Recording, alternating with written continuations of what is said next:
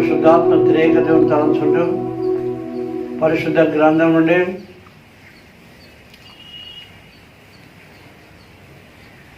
పరిశుద్ధ మత్తయి రాసిన సువార్త 26వ అధ్యాయం 56 వచనం చదువుకుందాం. 56 వచనం. అయితే ప్రవక్త లేఖ నెరవేరినట్టు గంతియో జరిగినని చెప్పాను.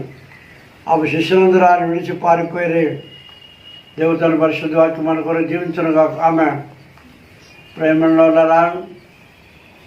ఈ వాక్యం మనం గమనించినప్పుడు యశ్వంతో డేస్లో ఒక్కరే ఉన్నారు, అందరూ ఉన్నారు. కానీ ఎప్పుడైతే రోమా సైనికులు వచ్చి యేసుని పట్టుకుని వచ్చారో అందరిని విడిచిపెట్టి పారిపోయారు. చూసారా, ఆయన వదిలిపెట్టి పారిపోయారు అందరూ. అంటే దీని అర్థం ఏమంటే, ఎవరి ప్రాణం పైన వాడికి తీపి, ఇతర ప్రాణం లెక్కించడం. మా ప్రాణం కాపాడకుండా చాలని ప్రాణం మీద ఎక్కువ ప్రేమ కలిగి ఉంటారు. యేసుని ఒక్కరిని ఒంటరికి వచ్చి వదిలిపెట్టి వెళ్ళిపోయారు. చూసారా, అదే శిష్యులు పరిశుద్ధాత్మ పొందిన తర్వాత వాళ్ళు దేనికి భయపడలేదు. అది చాలా ప్రాముఖ్యం. ఒకరు పెరిగి వాళ్ళ పారిపోయినటువంటి శిష్యులు వాళ్ళు పరిశుద్ధాత్మ పొందిన తర్వాత వారు ఎవరిగా భయపడ్డారు. ధైర్యం గంట పదంగా వాక్యం చెప్తున్నా.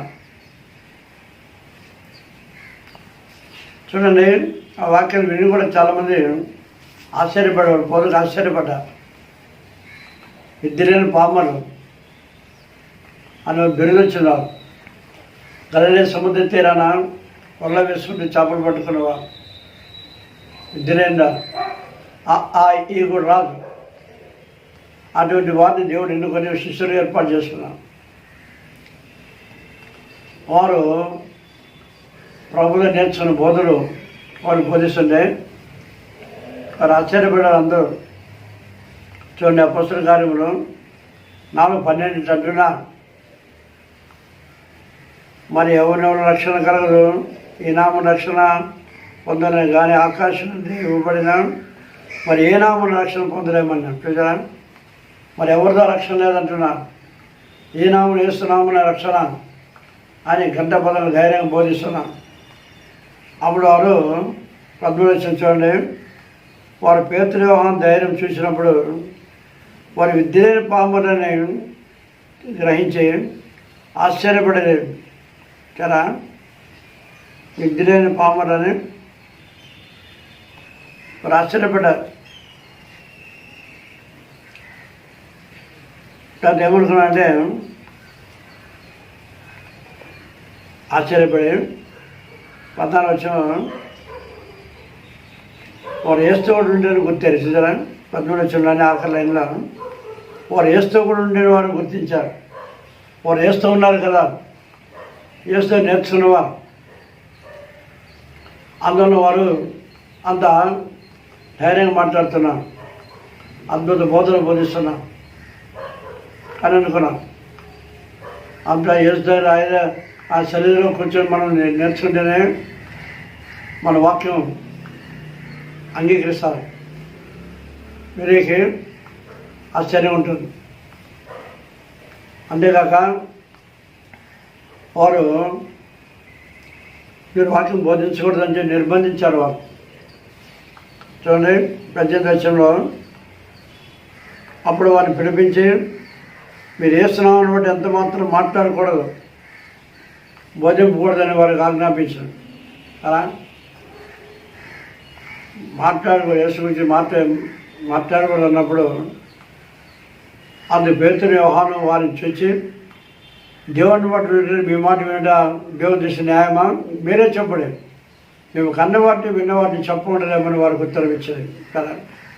మేము కన్నవాటిని విన్నవాటిని చెప్పకూడదు అని చూసిన వాటిని విన్న వాటిని కళ్ళతో చూసిన వాటిని చెవితో విన్న వాటిని మేము చెప్పకుండాలేము. వేసే అద్భుతాలు చూచారు, కన్నారా, ఆయన బోధ చెవులారు విన్నారా, వాటిని మేము చెప్ప ఉండలేము అంటున్నాం. అంత ధైర్యంగా మొదలు బోధిస్తాం. ఇదంతా పరిశుద్ధాత్మ పొందిన తర్వాతనే వాళ్ళకి ధైర్యం వచ్చింది. ఇంత గొప్ప బోధనలు బోధిస్తున్నా. దావీదు మహారాజు అంటున్నాడు, కీర్తన 51:11 అన్నాడు మాట. కీర్తన 51:11 చూడండి. ఏమన్నా అంటే, నీ సన్నిధిలో నుండి నన్ను త్రోసివేయకము, నీ పరిశుద్ధాత్మ నాతో తీసివేయకము అంటున్నా కదా. నీ సన్నిధిలో నుండి నన్ను త్రోసివేయకము, నీ పరిశుద్ధాత్మ నాన్ని తీసివేయకము అని అంటున్నా. అదేం దీని భావం అంటే పరిశుద్ధాత్మ తీసేసే అవకాశం ఉందని అర్థం. తీసివేసే అవకాశం ఉంది. ఇప్పుడు నువ్వు ఆయన విరోధంగా పాపం చేస్తావు, నువ్వు ఆయన విరోధంగా తప్పిదం చేసినప్పుడు, ఆయన విరోధంగా కార్యాలు చేసినప్పుడు పరిశుద్ధాత్మ తీసివేస్తాను. చూచారా?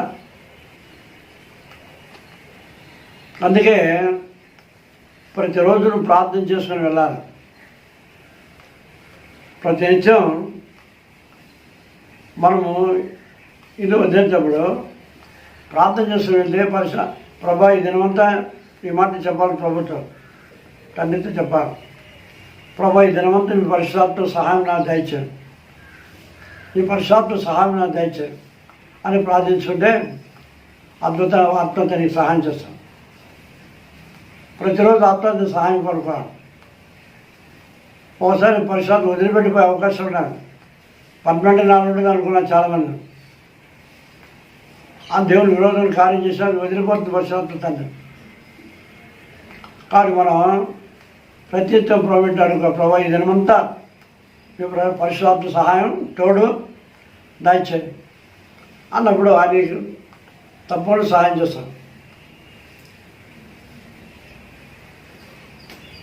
ఇట్లే ఒక సహోదరి ఒక రోడ్డు దాటొచ్చిందని వేగంగా బస్సులు కార్లంతో వస్తున్నాను. అప్పుడు ఎవరో వెనక లాగినట్టు అనిపించాను. ఒక అడుగు ముందుకు వచ్చేది నేను బస్సుని పని నలిగిపోయినదని చెప్పాను సాక్షి. అది పరిశుద్ధాత్మ సహాయం, ఆత్మ సహాయం కోరుకోవాలి. ఇప్పుడే ఈ వీడియో తీసే ముందుగా మరి ఒక యవనస్తు సాక్ష్యం వీడియో తీసిన అతనే ఆల్విన్ అని చెప్పి ఆ 2 కుమారు ఆల్విన్. అతను పార్కులో షూట్ పార్క్ చేసే ఫుట్పాత్ నిలిచాడ. ఓ స్కూట్ వచ్చి ఆ స్కూటర్ గుద్దింది. కొంత వెనక బల్బు పగిలిపోయింది, కొంత స్కూటర్ దెబ్బతినదు. అయితే నాకు సాక్ష్యం ఏమిటంటే నేను వెళ్ళేటప్పుడు ప్రార్థన చేసుకుని వెళ్ళాను. నేను వెళ్ళేటప్పుడు ప్రార్థన చేసుకుని వెళ్ళాను కాబట్టి దేవుడు నన్ను కాపాడని సాక్ష్యం ఇచ్చాను. ఇదే పరిశుద్ధాత్మ కార్యాలు. చూసారా? నువ్వు ప్రార్థన చేసి వెళ్ళినప్పుడు ఆత్మతండ్రి అది ఇంకా ఆత్మతండ్రి సహాయం కోరుకుంటే ఇంకా మంచిది. ఈ దినమంతా మీ పరిశుద్ధాత్మ సహాయం నా దయచేయ ప్రభు అంటే తప్పనిసరిగా దేవుడిని ఆదుకుంటాను. దావీదు అదే మాట అన్నాడు కదా, ఇది మొదలుకొని ఇది మొదలుకంటే నువ్వు ప్రార్థన చేసి మొదలుకొని అర్థం. ఇది మొదలుకొని నీ రాకపోకలను దేవా నేను కాపాడు. కీర్తన 121 అది ఆకరించుంది. కీర్తన 121 ఆకరించుంది అన్నమాట. ఇది మొదలుకొని నీ రాకపోకలందు యెహోవా నిన్ను కాపాడును. పిల్లరా, ఇంత వాగ్దానం. అందుకే నువ్వు ప్రాణం అయిపోయేటప్పుడు నువ్వు ప్రార్థన చేసి వెళ్ళినట్టయితే, ఆయన పరిశుద్ధాత్మ సహాయం కోరుకున్నట్టయితే ఆయన తప్పకుండా సహాయం చేస్తారు. ఆయన దేవుడు అద్భుతాన్ని బిడ్డలు కాపాడుతుంటారు కదా. అందుకే దావీదు చెప్పినట్టుగా ఒకసారి పరిశుద్ధాత్మ తీసేసే అవకాశాలు ఉన్నాయి. చూడండి, సంసోను మహాబలాఢ్యుడే, బలశాలి. సింహాన్ని చేసేశారు. వచ్చి గాఢ దేవుడు ఎముకతో 1000 మందిని చంపారు. నీకు వీరకాయ శౌర్యకార్యం చేశారు. కానీ అతడు షోరేకులోని దెలీలా అనే వేశ్య దగ్గర వెళ్ళి ఆ తొడపని పడుకున్నా కదా. అప్పుడు ఆ ఫిలిష్తీయులు లంచం తీసుకొని ఆ 7 గంటలకు క్షౌరం చేయించారు. అతను బలం ఎక్కడుందో కనుక్కో అని అన్నారు. తన వెంట్రుకలో ఉందని చెప్పేశారు. అప్పుడు న్యాయాధిపతి 16-19లో ఆ తొడపని పని నిద్రపోయేటప్పుడు 7 గంటలకు క్షౌరం చేయించారు.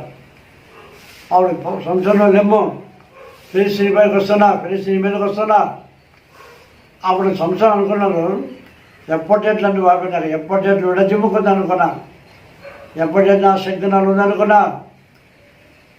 కానీ యెహోవా ఎడబాసం తెలియలేదు. నేను చూసారా యెహోవా ఎడబాసను యెహోవా తరిగిపోయింది. అతను శక్తిహీనుడైపోయాడు, బలహీనుడైపోయాడు. గమనించాలి. కాబట్టి ఈ వాక్యం విన్న తర్వాత మనం ప్రతిరోజు మన ప్రయాణాల్లో మన రాకపోకల్లో ప్రారంభం చేసే ముందుగా విడిచే ముందుగా ప్రార్థన చేసుకొని వెళ్ళాలి. ప్రతిరోజు పరిశుద్ధాత్మ సహాయం కోరుకోవాలి. నేను అద్భుతం కాపాడుతున్నాను. చూసారా ఎంతో సాక్ష్యం మనం చూస్తున్నాం. ఒకసారి ఓ యవనస్తుడు ప్లైన్లో పోవాల్సి వచ్చింది. అమెరికా ప్లైన్లో ప్రయాణం చేస్తున్నాను. ఫారిన్ కంట్రీ సమయంలో ఆ ప్లేన్ పైలట్స్ అనౌన్స్మెంట్ చేశారు. ప్లేన్ మా స్వాధీనం తప్పే అవకాశం ఉంది. 50% మా స్వాధీనం లేకుండా అయిపోయింది. 50% మా కంట్రోల్ లేదు. ప్లేన్ మీ ప్రాణం మీరు ఉత్తరవాదులు అని అనౌన్స్మెంట్ చేశాను. అందరూ నో నేర్చు గుండెలు బాదుకుంటున్నా. ఎవరొస్తే నవ్వుతున్నా, చిరునవ్వు నవ్వుతున్నా, స్మైలింగ్. వాళ్ళంతా అనుకున్నారు మమ్మల్ని హేళన చేస్తున్నారు, పరిహాసం చేస్తున్నారు. వాళ్ళు నవ్వుతున్నారు. నవ్వు ఎట్లా వస్తుంది? మేమంతా ప్రాణభారాన్ని వాడు మాత్రం చావడా అని వాటి పైన అందరూ కోపగించున్నారు. గుడ్లు పెడుతున్నారు, అబ్బిలు కరుగుతున్నారు. తర్వాత ఇంకా కొంతసేపటికి సెకండ్ అనౌన్స్మెంట్ 70% మా కంట్రోల్ తప్పిందన్న. ఇంకా అక్కడ నడుస్తున్నాను. ప్లేన్తో గోల అయిపోయింది. వీడు మాత్రం నవ్వుతున్నా. నాకు కోపం వచ్చింది. మీకేం దెబ్బతగిలినప్పుడు, యాక్సిడెంట్ అయినప్పుడు, రక్తం స్రవిస్తున్న సమయంలో మీ ఇద్దరు ఎవరన్నా ఏవో పాపం అంటే పర్లేదు, కానీ నవ్వితే ఊరుకుంటారా? ఎంత కోపం వస్తుంది నవ్వితే. నా బాధ నేను నీకు అట్ట వస్తాను నవ్వని తిడతాం, కొడతాం కూడా వాళ్ళు. అలాంటప్పుడు ఎవరు నవ్వుతే అందరూ కోపం వచ్చి మన పైన. మరి ఇంక కోపం అనుకుంటున్నా, ఇంకేం చేయలేని పరిస్థితి. ప్లైన్లో బెల్ట్తో కట్టేస్తారు అందరినీ. వాళ్ళు ఏం చేయగలరు? థర్డ్ అనౌన్స్మెంట్, 3వ అనౌన్స్మెంట్. ఇప్పుడు ప్లైన్ 99.9 మా కంట్రోల్ పూర్తిపోయింది అన్నప్పుడు ఇక ఓ నడుస్తున్నా. నేను నవ్వుతుంటున్నా. కొన్ని ఎక్కడ పడిపోతుందో తెలియదని ప్రయత్నం చేస్తున్నాను. ఏ కొండ గుహలోనో, ఏ పర్వత లోయల్లోనో, ఏ సముద్రం పడిపోతుందో మాకు తెలియదు అని జాగ్రత్తని హెచ్చరిస్తున్నా. ఆందోళిస్తున్నా, వెనుమంత అవుతున్నా. కోసం ఫస్ట్ క్వశ్చన్ పడిపోయింది. ఒక ప్లేన్ లండన్ నుంచి ప్రయాణం చేసి వచ్చి చాలామంది కోటీశ్వర్లు సూట్గా సేవ చేస్తున్నా తెలియదు. అది ఫస్ట్ వీక్ ఓషన్ పడిపోయిందని చెప్పారు. ఫస్ట్ వీక్ మహాసముద్రంలో అది అగాధం పడిపోయిందని తెలిసింది. ఎంత విధంగా కనపడలేదు. అగాధం సాధన అగాధం మన్నించారు కదా. వేడి పరిపాలన నెమ్మది జరగాలని కొన్ని అగాధం వేసా. మట్టి లేని గొయ్యి అగాధం అంటే మట్టి ఎంత దూరంలో పొత్తుండాల్సింది లోపలికి. దానికి మట్టి అనేది లేదు, అడుగు అనేది లేదు, అడుగు భాగం ఉండదు. అందువల్ల అందరూ ప్రలాపిస్తున్నారు కదా.